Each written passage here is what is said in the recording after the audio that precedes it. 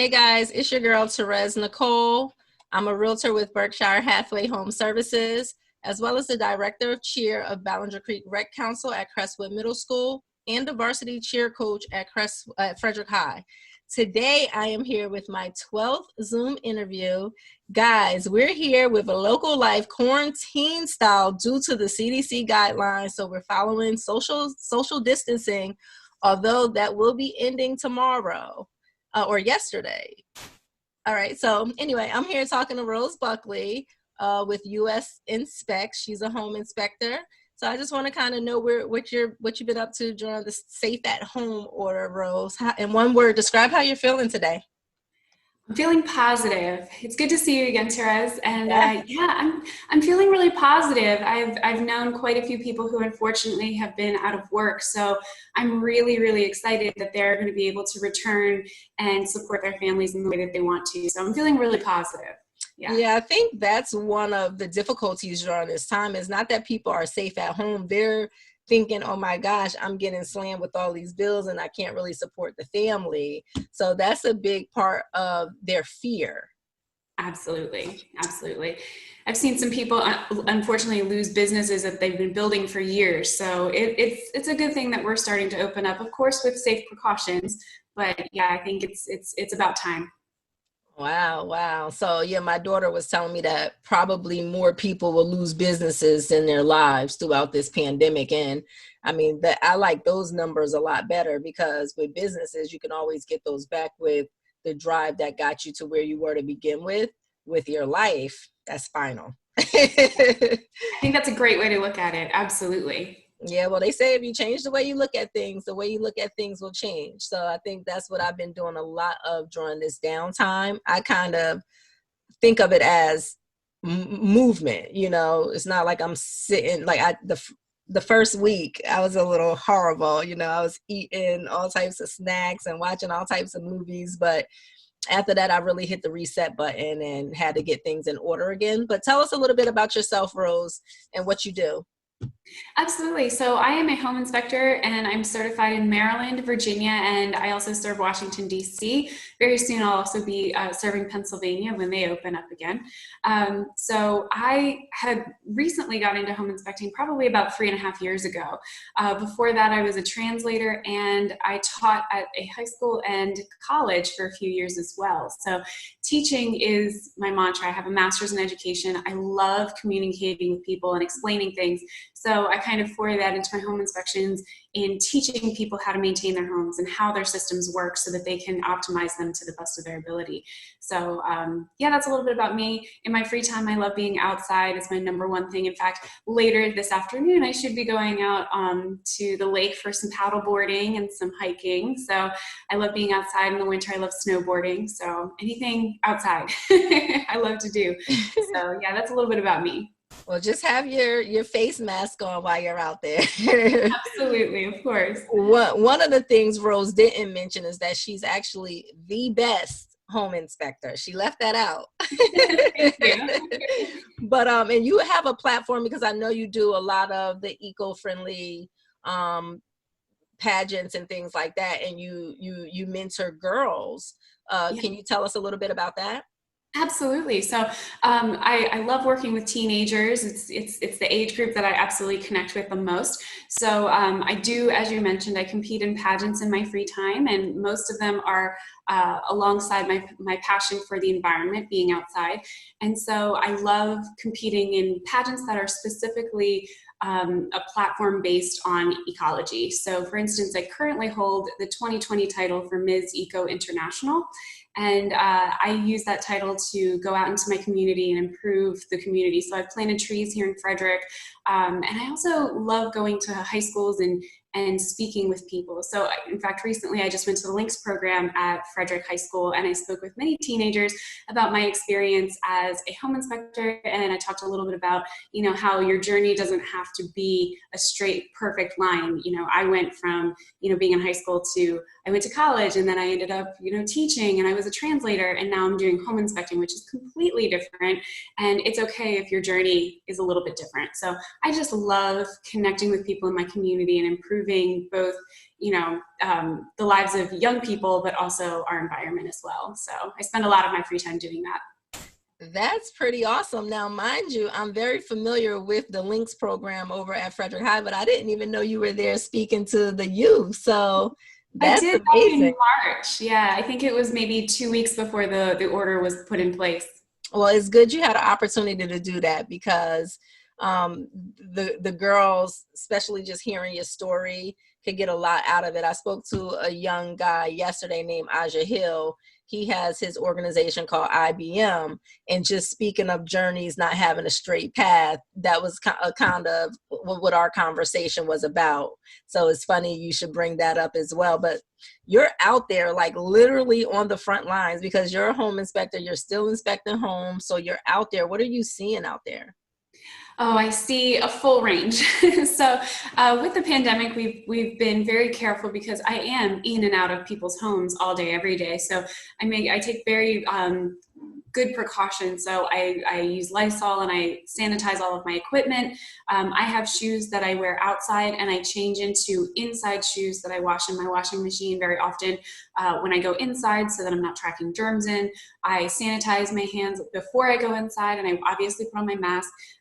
I wash my hands often while I'm walking around. I have to test the sinks anyway, may as well just give it a little rinse while I'm there. So I'm as clean as possible. There are some people who, clients and sellers both alike, who are on either end of the spectrum. Some people don't care at all and they're like, oh, this is a conspiracy. I don't care what you do. You can come in and you don't even have to worry about Lysoling anything. And then I have some people who are so incredibly scared that they send questionnaires before I come. Do you have a fever? Do you have this and that? So I have seen the gamut of it. But I would say everyone seems pretty positive about the whole experience. I try my best to make sure that I respect everyone's home that I go into, and I respect my clients while they're on site. And in fact, we've actually put into place, U.S. Inspect has been pretty lenient, asking each inspector, do as you feel most comfortable. This is what we recommend, but you do as you feel comfortable. And what I found works for me, in the beginning, I asked that no one attended the inspection. The inspection report is pretty thorough, and if they had any questions, we could definitely Skype or Zoom call or just chat on the phone. But as it started to, as the weeks went on, I started inviting my clients to join me at the end of the inspection. Obviously keeping social distance, wearing masks and things, but just so that we limited our exposure to each other from about 3 hours on site to maybe a half an hour on site. So that seems to be working right now. And so it's constantly evolving, but I think that's what's working right now for me personally in my business and my clients. And I think this is about pivoting and shifting. It's like none of us have the answers. We're all in an uncharted territory. So about, the shift, sort of like, okay, not having you there for the full 3 hours, just having you come at the end versus it could be a little difficult for a buyer who's now trying to peel through an inspection report. Like, what does this mean? Versus that last 30 minutes where you can really give them that comfort. And that's one of the things that I love about you, Rose, is that you have that educational component to your inspections where you were a teacher previously. And I remember the story you told when you brought your first house, what happened to the pipes. You want to share that story? Absolutely. So when I bought my first house, I didn't have any experience being a homeowner. Obviously, it was my first house. And the home inspector that we had hired, my ex-husband and I, he came in. At first, he didn't wear a uniform. It was very strange. He was just wearing a wife beater. He came in. He was in our 3-bedroom house for maybe, I guess, 40 minutes. He was in and out very quickly, didn't run any appliances. And of course, being a brand new home buyer, I didn't know what to expect. We just called the person that our real estate agent that we trusted recommended. So he came out and he gave us a literal checklist. It was just one piece of paper on a clipboard, and he checked whether it was bad, okay, or good. And that gave us no information whatsoever. And so what happened, I didn't know that you had to winterize your hose bibs. So I'll kind of go over that really quickly with people because, again, I can't help myself. I teach all the time. So when you have the pipes in your house, when it's cold enough to freeze a pipe, generally what the pipes that are running inside of your house, if it's cold enough to freeze a pipe, you're going to be heating the inside of your house. So the pipes that are inside of your house aren't in danger of being frozen and damaged. But if you think of this as the wall and this side of the inside of your house and this side, the outside, this is the wall, and the pipe that goes to the hose bib goes through that wall. Now, if there's water in that pipe, the pipe will freeze from the outside into that section of the wall. And if there's water in there, it'll freeze and expand and crack the pipe, which is what happened to me because I didn't know to winterize my hose bib. But it'll freeze. So we want to empty that pipe so that there's no water to expand. So you turn the water off inside and then turn the hose bib on open outside so that it bleeds the water out of that pipe to empty that area. And if somebody had just simply told me that as a new home owner, I would have saved myself thousands of dollars. What had happened was that happened to me. I did not winterize my hose bibs. The hose bib on the outside of my house froze from the outside in the winter, and it cracked the pipe. And in the spring, when I came home from work and the ice had melted, it opened the floodgates and I came home to 5 inches of water in my basement. And it was a finished basement. We lost everything in the basement. So it was a nightmare. So simply having that educational conversation, it takes, how long did that take? Maybe 35 seconds for me to explain that. Yeah. Can save homeowners so much money, and just help them understand what they're getting into and what to expect, and that there is maintenance that goes along with, the seasons in your house. Yeah, and home ownership. So, exactly. and that's one of the things I really enjoy about working with you. You do come from contribution and the value that you provide in homeowners, which is what I'm going to just move right on into right now. What can homeowners, and I know everything's about to open back up, but what can homeowners do right now while they're home? Like, what should they be looking at for this particular season, around their homes? That's a great question. And every season you should be asking yourself, what can I do to improve my house? Because there are different challenges that come with each season. As the weather is warming up, if you have a deck on your house, you may want to go out and make sure that, just kind of stand next to the deck and hold the railing and kind of wiggle it and see if it's loose. Make sure that you tighten any of those connections. Also, if you have the ability to, go underneath your deck and look and make sure that all of the connections are really tight. If you have connectors on your deck, especially where the deck connects to the house, if those connectors are really rusted, you may want to consider having them replaced because those are older and they can fail, and you don't want to have a deck collapse. That's something that unfortunately we see all across the country every spring and summer, unfortunately. So that's one way that you can save your family there. Also, if you have a pool and you're getting ready to open your pool, make sure that it's up to standards. A lot of people don't know that you have to have a certain kind of fence around your pool in order to protect people from neighbor kids from coming in and accidentally drowning.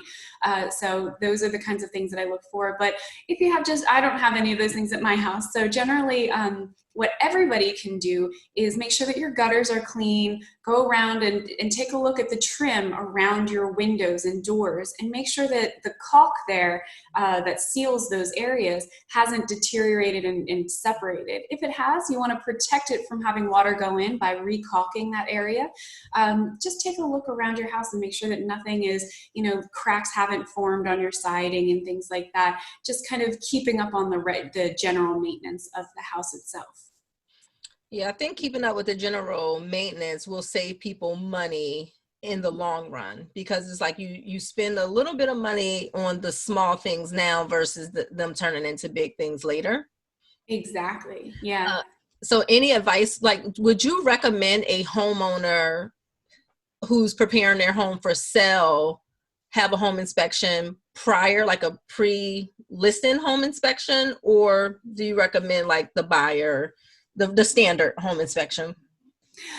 As a home inspector, I think that the home inspection industry, I'll say, is looking towards kind of, instead of being on the back end of the transaction, kind of migrating and being on the front end. So there's a big movement within the home inspection industry itself to try and promote the pre-listing inspection. So if you're considering selling your house, spending a few $100s on a home inspection to have someone come in and go through the entire house and say, these are the things, these are the issues that you have. There are a couple of benefits to that. And so the first thing is that you will know what a home inspector will find, because you don't want to go through, make a deal with somebody and then have them bring their home inspector on the back end and then say, oh, this is a deal breaker for me, I'm going to walk away. You've just wasted 5 to 7 days, where you could have had somebody else who's interested come in. So it saves a lot of time on that inspection contingency within the process, but it also helps you be a little bit more realistic on your how you can list the house. And I know that you can speak much more on this, but from what I understand, if you find that there's maybe a worst case scenario, an issue with the water heater, or there's going to be, a foundation issue, you can either choose to have it fixed yourself, or you can price your house accordingly and say, this is we're lowering the price.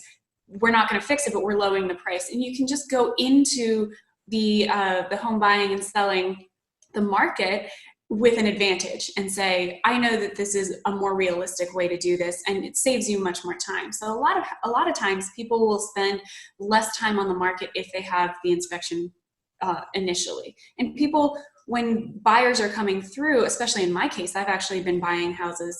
When I go into a house and it's been inspected already, it kind of instills, whether it's subconscious or not, a little bit more trust. Like, oh, these people cared enough to have the house inspected, and I have a copy of the report in my hands.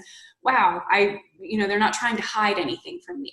And that kind of makes the whole transaction a little bit smoother, really.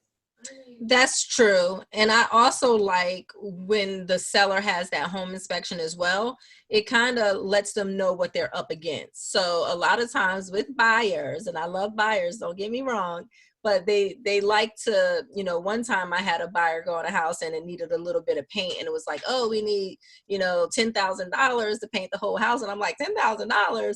So, you can minimize that impact, that blow, by maybe repairing some of those small things yourself, where, the buyer is not going to now come in and want a checklist of what needs to be subtracted from your list price. So, I think it is definitely a benefit to that home inspection. Oh, absolutely. And it's also, in this time, if you're preparing your house for right now to sell later this year, go through your house and find out what the requirements are. So for instance, in Maryland, we have smoke alarm laws. And a lot of times, because the smoke alarm laws are fairly recent, within a year or two, a lot of people haven't, kind of upgraded yet. And so every single time a home inspector will call out, you don't have the proper home type of smoke alarm. So you have to have one on every level of your house, and either right outside of or inside of each sleeping area, so each bedroom. And so and they have to be hardwired and such. So just do a little bit of research, find out the absolute minimum safety requirements, and make sure that you're meeting those. It's going to make the report shorter, and it's going to make the buyer feel more confident that you've taken those steps. I agree. And if anybody needs that, we actually have one at our office, to where I'll be happy to share that with anybody. What advice, what have you been doing, Rose, to stay focused and engaged during this time? I know you've been working still, but have you been doing anything for yourself? I have been so busy. Ironically, I was very nervous, as you were, the first week. I think it was just mass uncertainty for everyone in the community. So the first week, I think we all got through okay for the most part. And then work just started picking up. My phone started ringing. And in the past, my goodness, I would say today is my first real day, quote unquote, day off, where I don't have an inspection today, and I kind of engineered it that way. I kind of needed a little bit of a mental break. For the past 12 days, I've done 20 plus inspections. Wow. Yeah. So it's been very busy. Yeah. And a lot of people, they ask me, how's the real estate market? How's the real estate market? And I tell them, real estate is essential. People are still buying, people are still selling. So you doing 20 inspections just makes my point valid. So, exactly. Wow. So you've been extremely busy.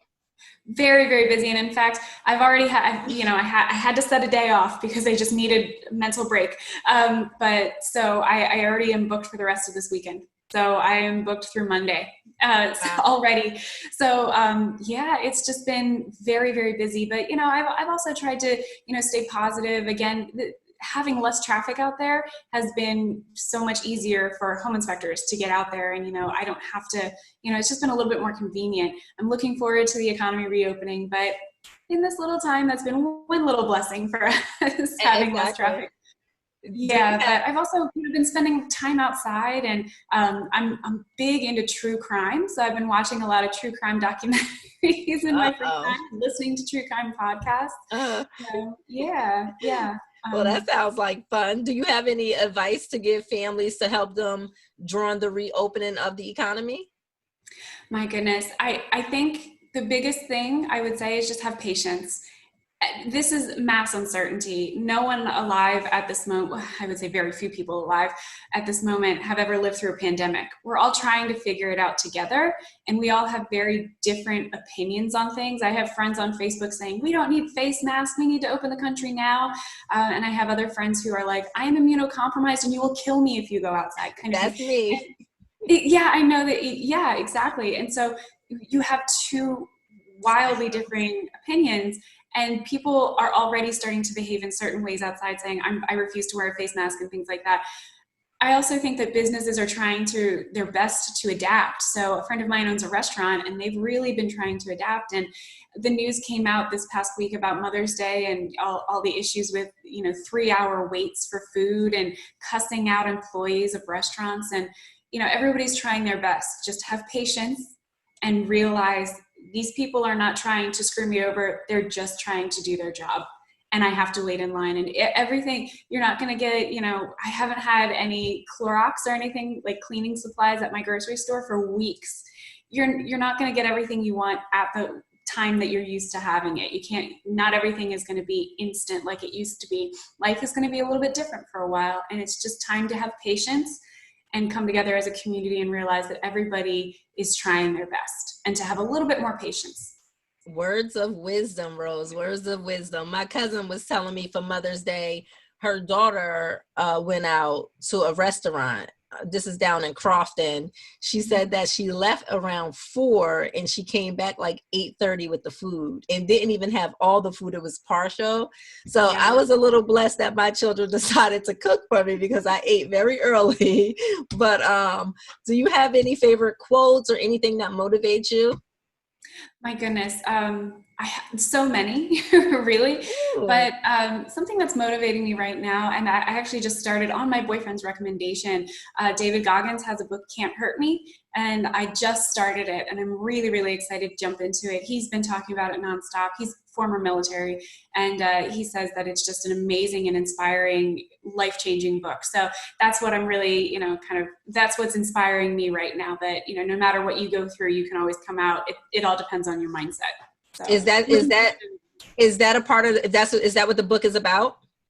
yeah, David Goggins was a Navy SEAL, and he is just an incredible human being. You have to Google him. He's just amazing. And so it talks about, he endured abuse and everything when he was a child, just unbelievable abuse when he was young, and how he's overcome that and become a successful and happy individual later in life. So yeah, it's kind of like a journey from, the worst, how you can improve yourself. So I'm really, again, I just started it. So I'm just kind of saying what my boyfriend said it was. So I just started the book myself. But yeah, so far it's incredible. So highly recommend it. Well, it sounds like a really good read because we're all on a personal journey and we're all trying to improve ourselves as individuals and for our community. So it does sound like it's a good book. I might have to grab a copy of that myself. I'll send you a link. Yes, for sure, for sure. Can you share one positive energy or thing that you're in control of right now? With this whole coronavirus or COVID-19, a lot of people are really scared. And even just with the economy opening back up, people are scared. What is one thing that you're in control of? People just aren't in control right now. So but we are in control to some capacity of some things. Do you have one thing or positive energy you could share? Oh, absolutely. I think there's a lot, as you said, there's a lot that we are not in control of right now. I can't go to the store if I wanted to, and I can't, even if I did get to the grocery store, I can't get toilet paper. There are certain things that we are out of control. However, our mindset is one thing that we can control. And I can sit here and be upset about something, or I can be pissed off that somebody cut me off on the road. But my mindset is the one thing, the way that I look at the world and the way that I look at the situation that is what I can control. I can say, if somebody cuts me off, and I've been practicing this actually for about a year now. I used to get really frustrated when driving because there are a lot of crazy drivers out there. And if somebody cut me off, I'd be like, I'd be upset. And in the past year or so, it's really been working for me to think, that guy probably has to go to the hospital. He's probably sick. And you know what? It just flies out of my mind, and it doesn't bother me like it used to. And so you are 100% in control of your mindset. You are not in control of what your situation is, but you are in control of how you look at it and how you react to it.